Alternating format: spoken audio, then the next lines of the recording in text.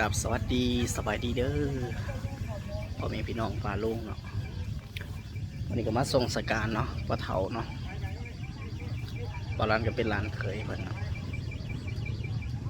เรียบร้อยนะก็สิได้ยายน้ำเนาะยายอาหารการกินให้กับแขกพี่น้องแขกคนกำลังหลั่งไหลมาเนาะเพิ่นถือว่าคน2 บาทเนาะคนก็สิมาหลายพี่น้อง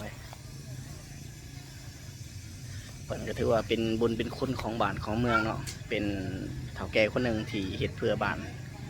เนาะมีเคยเป็นในบ้านเคยเป็นในโฮมเนาะมาก่อนเนาะพี่น้องบาลันก็มาส่งเพิ่นเนาะส่งสการสิพาพ่อแม่พี่น้องเนาะพาพี่พาน้องมาเบิ่งหิตของประเพณีเนาะวิธีการส่งสการอยู่ในลาวเด้อพี่น้องแขกคนเนาะแต่ว่าบ้านโคกนี่เพิ่นมีไฮโลเนาะมีไพ่มีไฮโลครบเลยพี่น้องสีแตกต่างจากที่อื่นนี่ได้ซาบารันสังเกตเบิ่งในลาวบางบ่อนก็บ่มีไฮโลพวกแทงไฮดอกไฮโลอย่างต่างๆนะไปพาไปเบิ่งพี่น้อง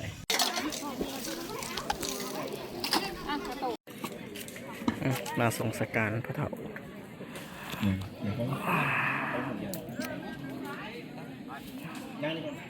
บ้านโคกหน่อยพี่น้อง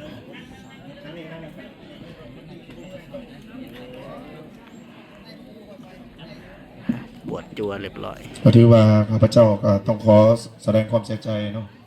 ข้าพเจ้าโจ้ลุงโลดบริการลงศพอยู่ที่บ้านพีนไทยเมืองอุทุมพรแขวงสวรรณเขตเนาะ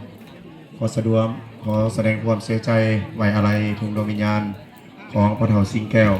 พิมพ์ดาราขอให้เพื่อนไปภูมิดีลาวเพิ่นจัดอยู่ดินไปเลยพิมพ์ดาราเนาะท้องถิ่นเพิ่นก็จัดอยู่วัดที่มีเตาขาวได้จากโลกหรือว่าปราสาทที่มีเตาขาวมีวันแต่ว่าดินเพิ่นกว้างดินเพิ่นใหญ่เนาะเพิ่นจัดอยู่สวนดินเลยพี่น้องอยู่สวนดินเลยด้วยความสะดวกสบายของเจ้าภาพเพิ่น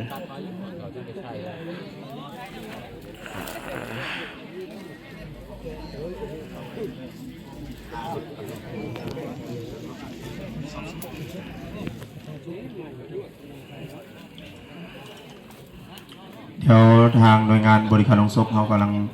เตรียมความพร้อมก็คือว่าบางท่านก็สิจับใหม่หักใหม่ตายใหม่ยังน้องพี่น้องเนาะ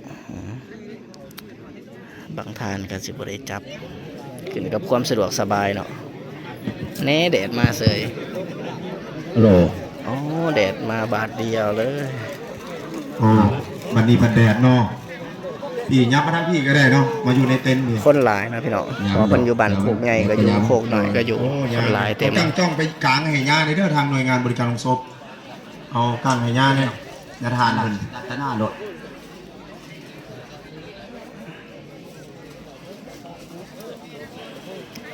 คนหลายเติบแม่ค้าล้วนแต่เป็นพี่น้องเนาะดีพี่น้องไปรู้เป็นไทยทูบสีด้านสกอนโดยที่การทางไทยทางลาวคือกันว่าพี่น้องจะภะคะวะโตอะระหะโตสัมมาพุทธัสสะสูตรบางสกุลจะภะคะวะโตอะระหะโตสัมมาพุทธัสสะนะโมตัสสะภะคะวะโตอะระหะโตมาสัมพุทธัสสะเมตัญจาสัพพะโรกัสสมิงมานาสัมภาวะเยอปาริมานังตุจติรินันจาอาสัมปะทังอเวลังอาสัมปะทังติทันจารังนิสินโนอาสยะโนอัญญาวัตนิโรชันติเตสะอุปาทโมโสโกอานิจจาวัตสังขาราอุปาทวายาปามิโนนิโรจันติเตสังอุปาทโมสุโกสัพเพชัตตามารันติจามาลิงสุจามาริสเลมาริสาเมนาติเมสังไสโยพวกบทจุงบอกนังอย่าพอเด้อเอตสังไสโย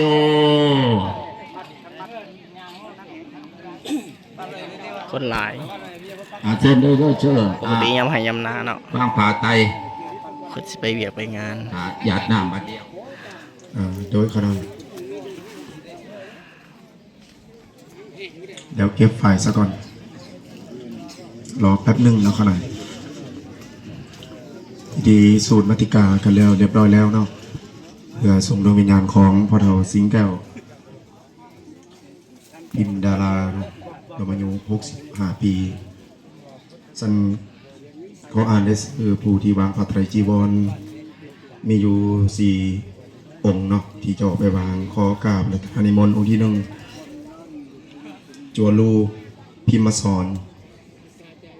ขอกราบรัตนานิมนต์ที่ 2จัวอุดมดีพิมพ์ดาราขอกราบรัตนานิมนต์ที่ 3จัวสมควรพิมพ์ดาราขอกราบรัตนานิมนต์ที่ 4จัววางใจ ว่าเถาบอลันเนาะพ่ออาจารย์รู้เนาะ ครบทั้ง4 องค์ เพิ่นเป็นอาจารย์ ด้า เก่าน เนาะ4 แจ อาจารย์เก่าคือบอลันนี่แหละ วางผ้าไตร พ่อเถากับอาจารย์คือกันเนี่ย เป็นกุศล ลูกเคยก็เป็นอาจารย์คือกัน ให้แด่ พ่อเถาบอลันสิเป็นน้อง พิมพ์ดารา สิเป็น รวมอายุ65 น้ ปี องเนาะน้อง ขอ น้อง กรา ข บ องเมีย รัตนานิมนต์ทางยะทา น้องของเมียพ่อเถา ออกพิจาร ผู้ ณา คน ภา เชียว ะ พี่น้อง ให้หน่อยทั้ง4 องค์เนาะ4 องค์สกอนเนาะออกพิจารณาจัวนางลงเด้อเขาหน่อยโดยนางลงจัวที่เขาไปวางผ้าไตรนางลงเนาะหน่วยงานบริการลงศพอำนวยความสะดวกในทางยาทานพร้อมด้วยครูบาที่งานเข้าไป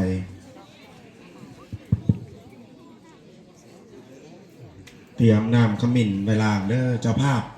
ขออนุญาตเทียนเชิญยืนอยู่เป็นแถวเนาะผู้ใดผู้สึกเป็นเจ้าภาพไปยืนอนิจจาวัตสังขาราอุปาทวายาภามิโนอุปาติตวานิโรจันติเตสังอุปาทัมโมสุโขอานิจจาวังเอวเมวัยโตตินังเปกัมปติโสยติธัมโมจาอายันนิตาสิโตเปตานาปุตตาจักตาอุรารานามานุปาตินังโตหิปุญญาปาสุตังอนาปากันติ เรียบร้อยพี่น้อง พิธี บางสกุลเนาะเรียบร้อย พิจารณาพาบางสกุลมอบให้แด่ดวงวิญญาณของพ่อเฒ่าสิงแก้ว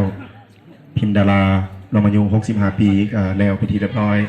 สำหรับต่อไปขนอยขอกราบรัตนานิมนต์ทั้งจัวมีจัวองค์หนึ่งบ่ที่ยังไม่ได้วาง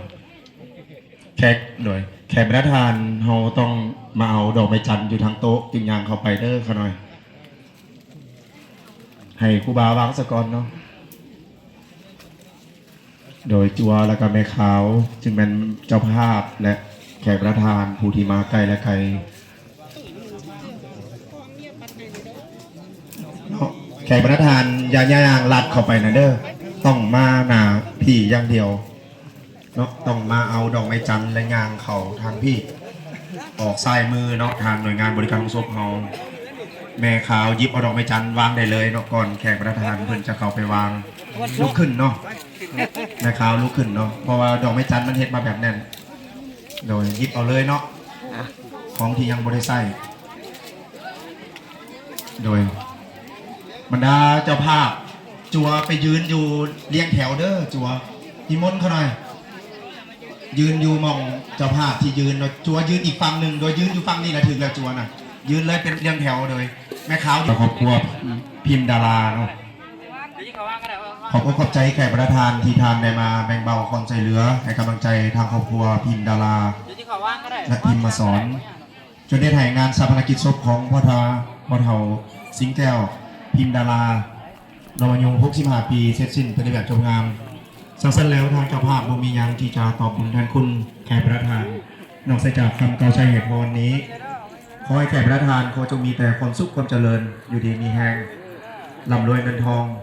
ปรารถนาสิ่งใดขอให้ทานได้สิ่งนั้นสมดังมุ่งมั่นปรารถนาทุกประการเนาะเวลาทางแขกประธานเพิ่นยางล่างนำขมิ้นเนาะเอากาทรงแขกของพวกขอบใจเพิ่นทั้งนั้นจัวกับบทตรงนกแห่งขาวกับบทตรงในบวชญาติของเพิ่น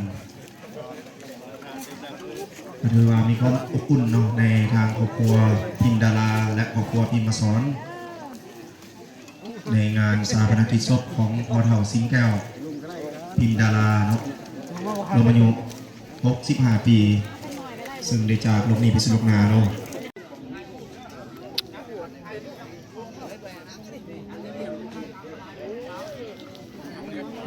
ให้เพิ่นถ่ายก่อนอย่าเฝ้าอันนั้นได้อย่าเฝ้าอันประชุมเพิ่นหลายให้ญาติพี่น้องเพิ่นถ่ายน้ำก่อนถ่ายน้ำหูบน่ะเอาเรื่องลูกดานเพิ่นก็ไปถ่ายก็ไปถ่าย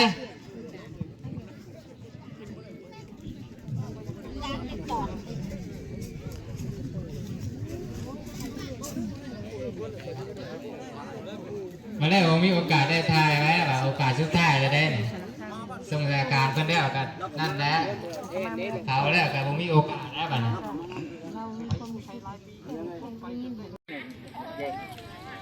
เรียบร้อยได้พี่น้องเอ้ยจะได้กันเสร็จพิธีเนาะเสร็จพิธีดินเพิ่นกว้างเพิ่นเฮ็ดจัดอยู่นี่เลยเนาะดินเพิ่นกว้าง เกิดมาบ่ให้กันเนี่ยกับพวกแล้วจริงให้แล้วก่อยตรงนี้เพิ่นตายก็นั่งอยู่ข้างๆเพิ่นเนาะนั่งเบิ่งเพิ่นเบิ่งดมอยู่บอกเพิ่นว่าปล่อยวางเด้อว่าเพิ่นกลับไปพอดีหายใจค่อยลง กลับก่อนพี่น้องวันนี้ก็สวยงานเพิ่นเบิดมื้อนี่ก็เกิดเครื่องมือเนาะย่อพระขอบพระเข่าพี่น้องเลยย้ายน้ำให้แขก